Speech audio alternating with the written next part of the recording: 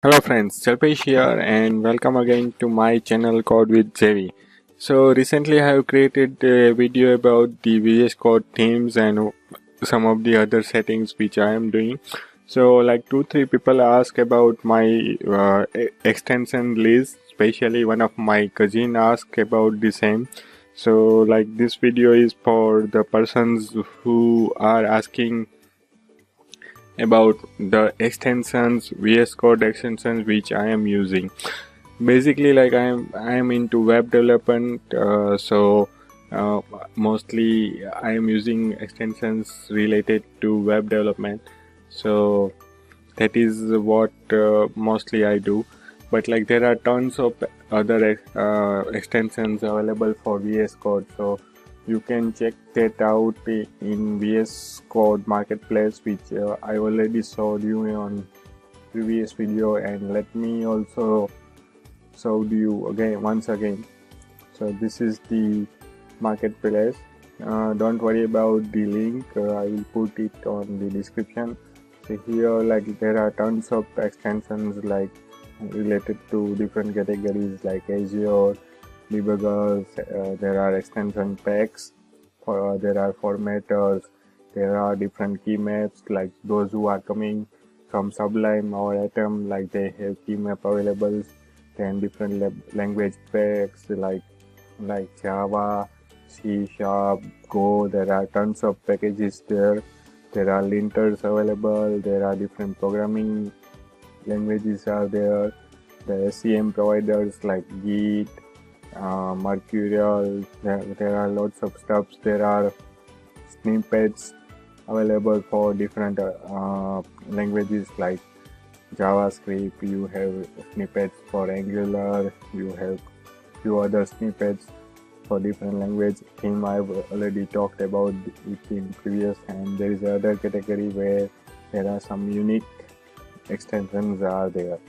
So there are lots of stuffs going around VS Code and it's just awesome. So check this out guys, and let's move back to my set of extensions which I am using. So there are two things which you can do. Either like you can search it over here, and then from here you can install it, and then it will ask for the VS Code to open that VS Code. And there is another way of doing that is from this extension bar. From here also you can do same thing, like if you are searching for editor config, it will search for editor config. So like both way you can install the extensions, and there is another way also, like you can press Ctrl+Shift+P and then you can do X and install. Here you can see like, and that it will also do the same thing. So, and here there are two sections there, which is one called enabled and second one is called recommended. Enabled is the extensions which I am using. Recommended is for the recommended by the VS Code itself, like what kind of extensions I might need for this kind of work which I am doing. So let's go through one by one and let's see what are those. So let me click on the first extension which I am using, which is a auto close tag from June on, and that is the same extension like where we can do, like if I type one portion of the tag, it will automatically create the second portion of the tag, so I don't have to type it again and again. So that is a pretty neat extension, and it requires for everyday web developers. So I am using that auto close tag. Then another one is like auto rename tag. So like this extension comes very handy when we need to do the renaming of the particular tag. Let's say like in this example you were seeing that here, like if I change one letter, then it will also change the same letters on the other part of the tag also. So like if I wanted to change from span to dig and div to span, then this extension is quite helpful. Then this is the one from the Microsoft.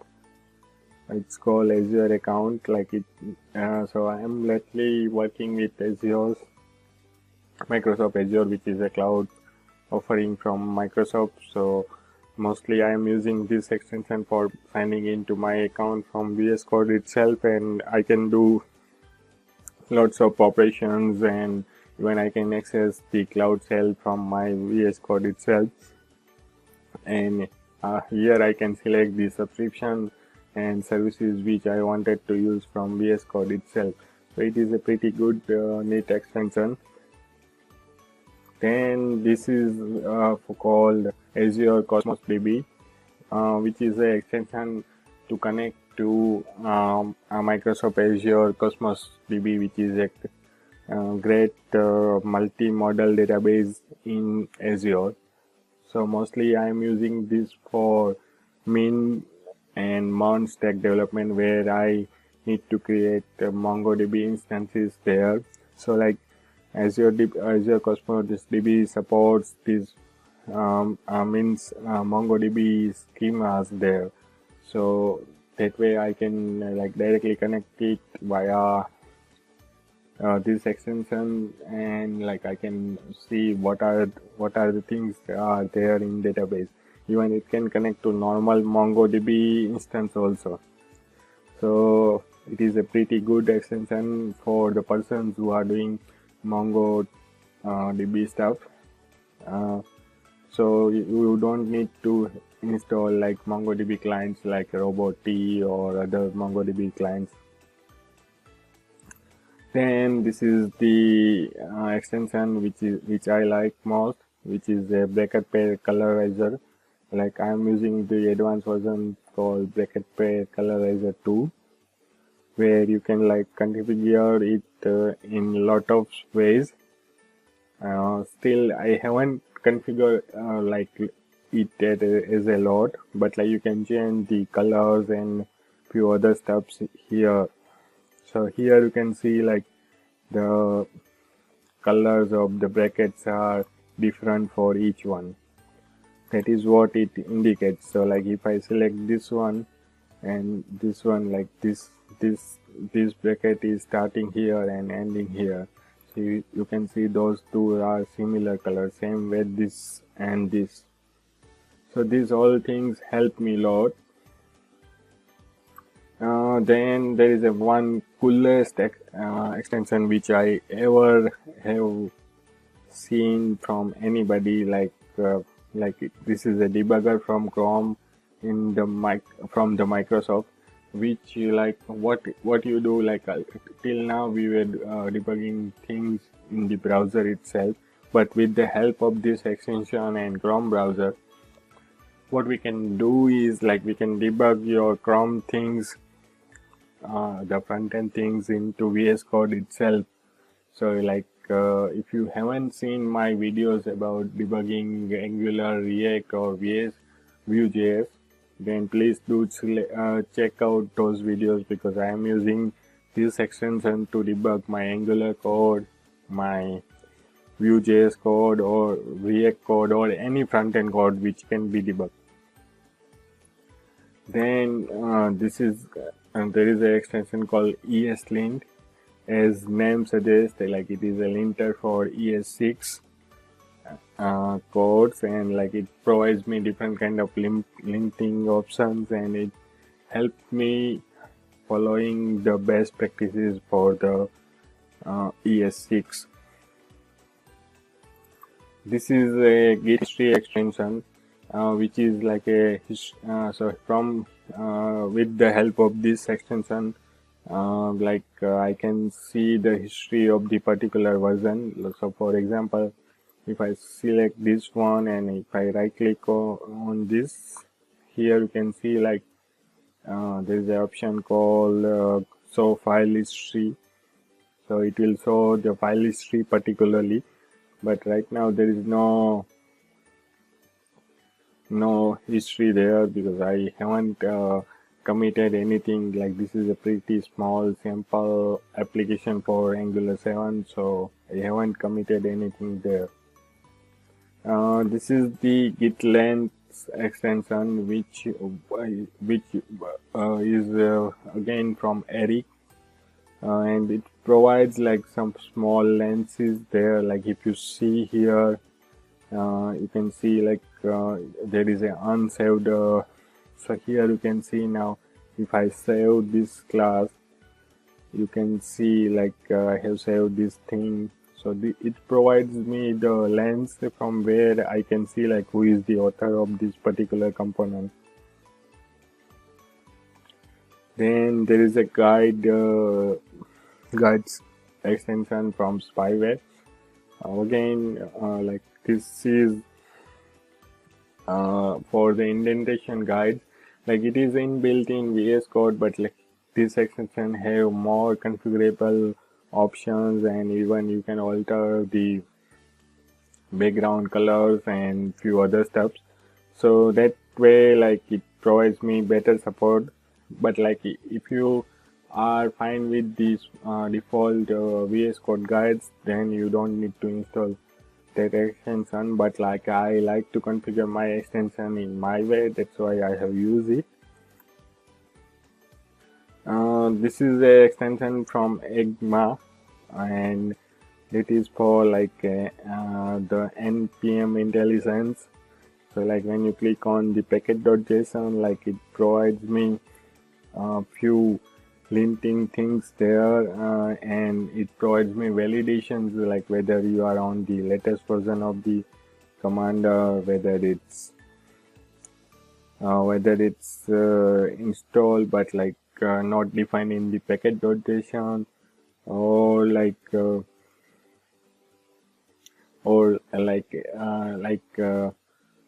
is a new version available, or let's say if I'm not using any extension in my code, then it will notify me that like you are not using that particular npm, and that way like I can remove my extra npms there.